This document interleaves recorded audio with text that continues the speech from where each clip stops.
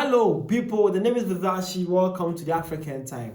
Well, recently I just came around and talked about how Africans were very disappointed in China concerning the Chinese new visa free to 47 countries, and there was no African country in them. Well, let me actually here, as we are discussing China recently, or we have been discussing China, let's discuss the African countries that are mostly indebted to China in the top 20.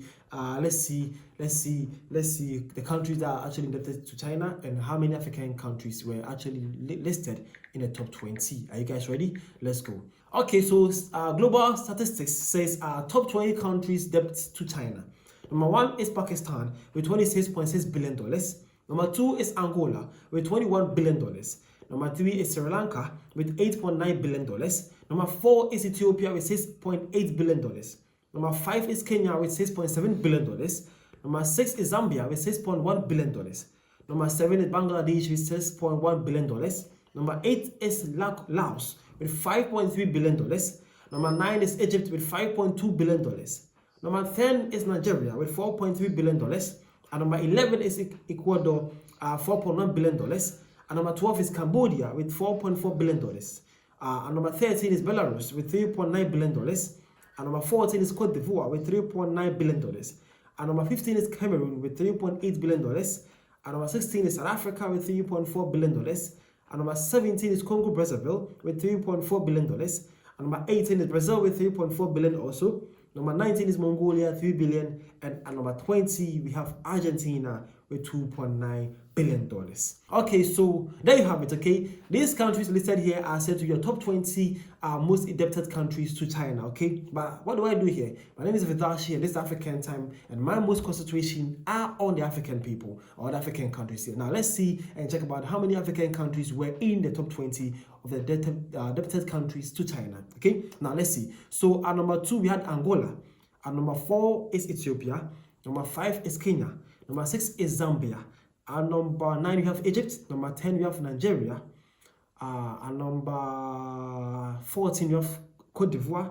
At number 15, we have Cameroon. At number 16, we have South Africa. And at number 17, we have Congo Brazzaville. So mostly Africa, out of the 20 countries indebted to China, Africa had about 9 of the countries here. And namely countries or notable countries are South Africa, Nigeria, Egypt, Kenya, Zambia, Ethiopia, Angola, Congo Brazzaville, and then Cameroon and Cote d'Ivoire. These are the African countries who made the list of the most indebted countries to China. Was your country mentioned here? If your country was mentioned here, how well do you think or have you felt that these loans or this debt from China to your country have been felt? Do you feel it in your economy? Do you feel it in livelihood? Do you see any project that is in your country that actually symbolizes that this is a debt from China that was meant or that was used to do this? At the comment section, let me see what your point and view to this, and let me know how far you think Africa is growing with this kind of things, okay? Now, so he says external debt refers to money a country owes to a foreign lenders, in this case, China, as of 2022. So the source to this information is from the World Bank. Have you guys now noticed it? Yeah, that is it though.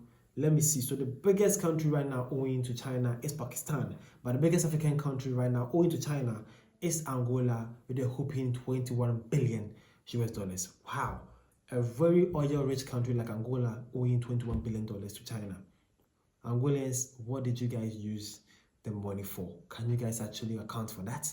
This is a question that needs to be answered, and hopefully it will be answered. Now, let's see some take from various people concerning this issue. Okay, you can share your point of view too at the comment section, and I'll be so glad to have some quick discussion with you concerning that whole point. Okay, but this one came and says Pakistan and Angola leading with over 20 billion each is wild.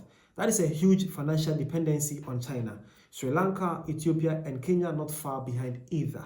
Well, that's a person here, and he's saying that wow. Countries are owing one country about more than $20 billion.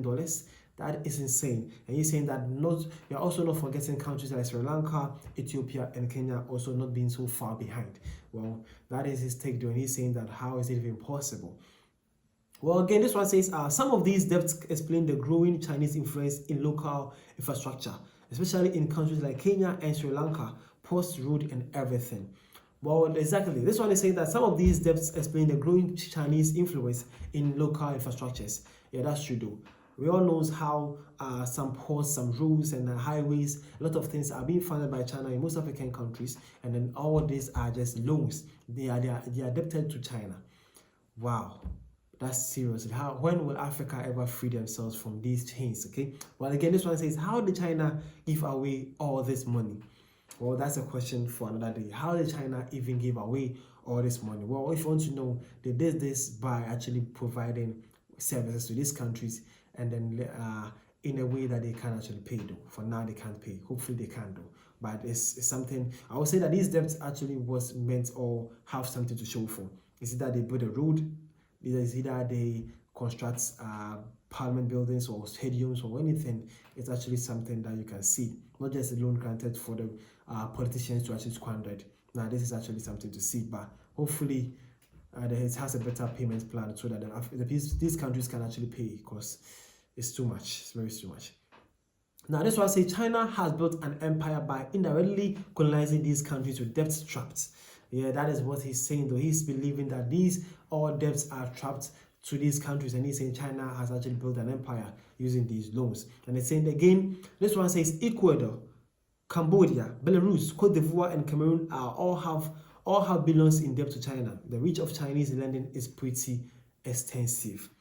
Wow. And lastly, this one says these countries can form a new international organization so that they can call themselves Organization of Chinese Debtors, more powerful than UN.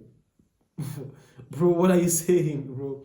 Man is saying that these countries now can form their own organization called Organization of Chinese Debtors, and he believes that they may be even more powerful than the United Nations. Bro, what are you saying? Well, it's funny, but it's also sad. This is actually sad to see. Well, my name is Dashi, and I was here to talk to you about how things are moving with Africa and other countries to China, and how we are being indebted to China, and how hugely we are indebted to China. The name is Vivashi. Hopefully, I've learned something new today, and then you have noticed something concerning Africa, the world, and then the world global economics and politics as well. Thank you for your time. See you guys around.